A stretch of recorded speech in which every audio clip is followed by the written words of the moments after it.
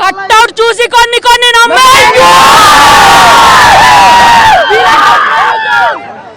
టాలీవుడ్ లేదు, బాలీవుడ్ లేదు, ఓన్లీ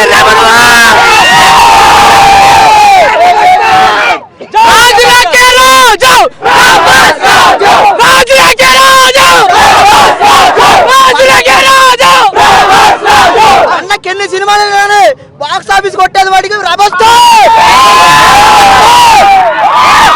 వీలైతే ప్రేమిద్దాం చూడు.